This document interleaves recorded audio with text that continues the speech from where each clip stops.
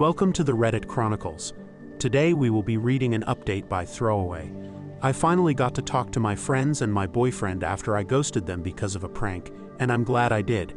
After I submitted my original post, I packed my things that night and prepared to go to my aunt's house, which wasn't that far but still a bit of a drive nonetheless.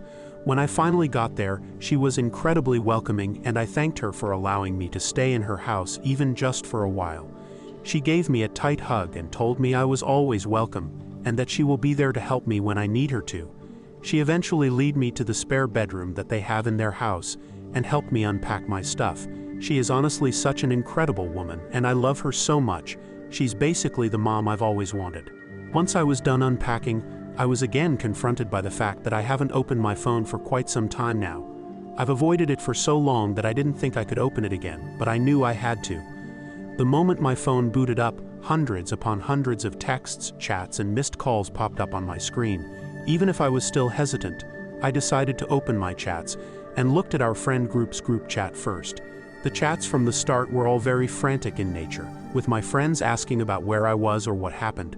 But after scrolling down a few more times, the chats turned into them apologizing that the prank happened and that it was not on the plan at all. One of my friends even blamed the girl that was on top of Alex, my boyfriend, and thought she was untrustworthy. Finally, the chats ended up being them hoping they could contact me and wishing I was safe. I guess they knew I just read their chats because as soon as I was done backreading, my friends immediately knew I was online and asked how I was doing and where I was. They also started apologizing again for not being able to stop the prank from happening, and that they didn't know that was going to happen, and thought the original prank was going to be something else. At this point, I was thoroughly confused because they seemed happy enough to be there during that night, but I knew I had to apologize to them first for ghosting them and asking their side of the story first before speaking about what had happened. Essentially, they were simply planning a surprise birthday party for me with Alex in a group chat that didn't include me. Then, my boyfriend added a few more people into the group chat, saying that they were college friends of his and he wanted them to be a part of the surprise party too, since they also wanted to meet and get to know me better. As a suggestion, one of my boyfriend's college friends pitched the idea of them pranking me.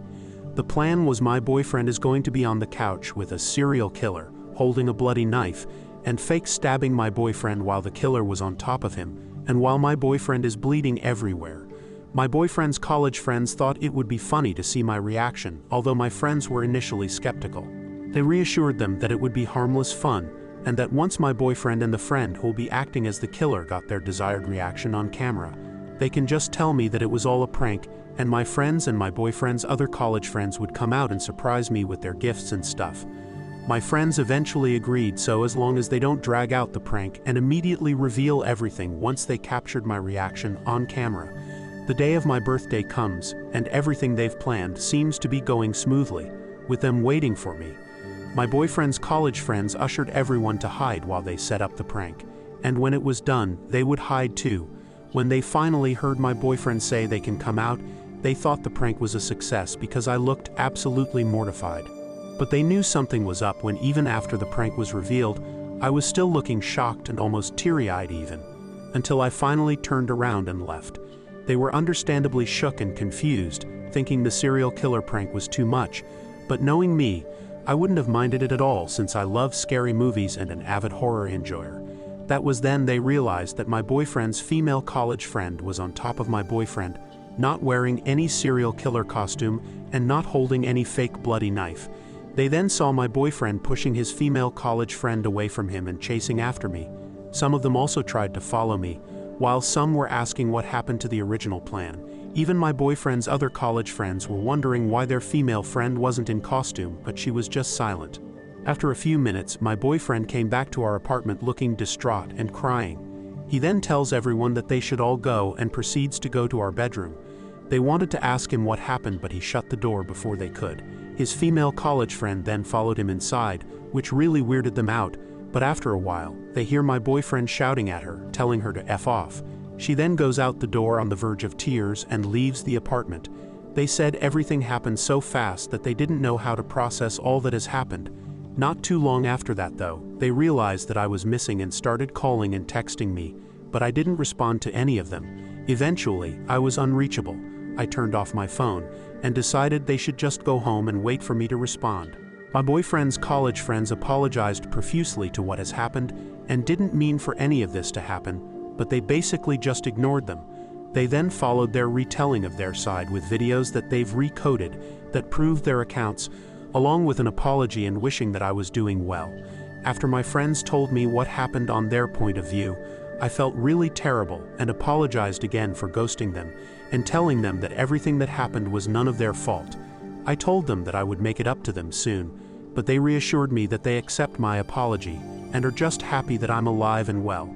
They also pitched to have a late birthday celebration with me this weekend, and my boyfriend and his friends aren't included this time. I of course happily agreed and thanked them for being such great friends, and that I really couldn't thank them enough for being such an awesome bunch of people.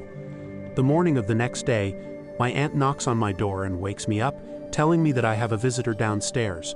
She looked a bit mad, so I can already tell who it was. It was my boyfriend Alex carrying this beautiful bouquet of flowers and my favorite chocolates with him. Even if he looked amazing, his face was the complete opposite because he looked like he was crying for days.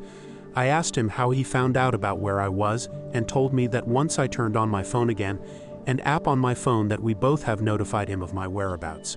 It's basically an app that allows you and your trusted friends to share your locations in real time as long as you have an internet connection and your locations is on. I was a bit frustrated that he actually came here to my aunt's house, but nevertheless he was already there, so might as well just hear him out on what he had to say. He basically reiterated what my friends told me, but he added in some more details that my friends didn't know about. Apparently, his old college friends reconnected with him after he lost touch with them after they graduated. They found his Facebook account through some searching and wanted to ask him about his life after all these years. They were especially happy when he told them that he currently has a boyfriend because they secretly knew he was bisexual but didn't want to make assumptions or make him feel weird about it. Alex eventually tells them about me, and he mentions that him and our friends are planning a secret birthday surprise for me, and they immediately wanted to be a part of it. After they were added to the group chat, they started suggesting ideas on how to make the surprise much more fun, until their female friend, we'll call her Anna, suggested that they do a prank to surprise me.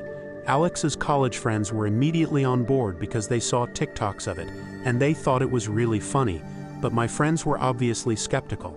Eventually, they agreed what the prank is going to be, and that the prank wouldn't take too long. Anna volunteered to be the serial killer, since it was her idea, and they all went and did their parts of the surprise so that everything would be ready when my birthday comes.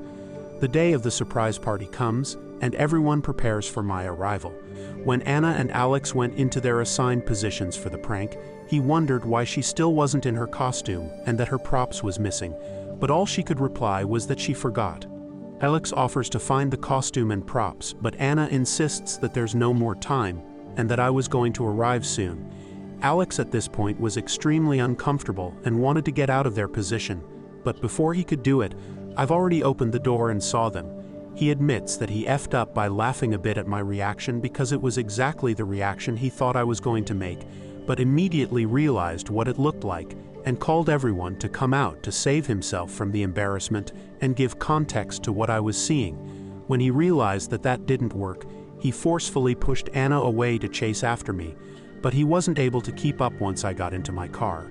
It then sunk into him that he effed up big time, and that when I drove away, that's when he remembered my trauma about cheating, which made him cry while returning to our apartment. He tells everyone to leave and retreats to our bedroom, not really knowing what to do. To his shock, Anna comes inside our room unannounced and starts comforting Alex. He repeatedly tells her to leave and that he'll be fine, but what really set him off was Anna asking him, "So does that mean you're single now?" That's when he realized she did it on purpose. Alex then shouts at her and angrily asks her to leave, which she then complies to after looking like she just embarrassed herself. Alex is in tears at this point, and he tells me that he wishes he just didn't agree with the prank. He's cut off contact with his college friends for now, and is incredibly sorry about what happened. He then starts hugging me really tightly and says that he loves me so much and that he's scared of losing me. His words alone also made me cry because even after everything, I still love him deeply, and I do believe everything he said.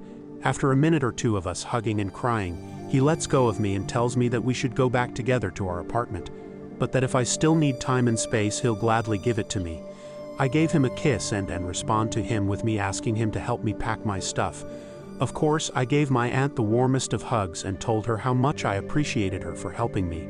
She was happy things got resolved, but also jokingly threatened my boyfriend that if he did something stupid or hurtful to me again, she'll personally whisk me away to safety and away from him. My boyfriend laughed, but I think he was just hiding his nervousness. Now I'm back in our apartment, and Alex even offered to throw away the couch that was used for the prank. But I declined since it's a pretty nice couch, and everything that has happened was something no one wanted, aside from Anna probably. I've already made amends with my boyfriend, and we've both forgiven each other, and my friends are happy that things worked out in the end. Alex is probably now invited to the weekend party, but I've yet to ask them. Don't worry, I'm also going to get in touch with my therapist soon, and book new appointments with her per the suggestion of my aunt. This has all taken a toll on me, but I'm glad to have the support of my boyfriend, my friends, and everyone who has read my post and shared their support to me. Also, I realize that this update is probably not what most of you wanted to happen, and as much as I was close to just giving it all up, I never had a reason to, in the end, and I'm glad I got to hear their sides out before making any huge decisions that I might end up regret later. And I do trust my BF and my friends, since they all sounded sincere and they did have proofs to back them up. I think this is going to be my last update since everything seems to have been resolved at this point, but I'll try to make an update if ever something happens, but I hope that's not going to be the case. Once again, thank you everyone.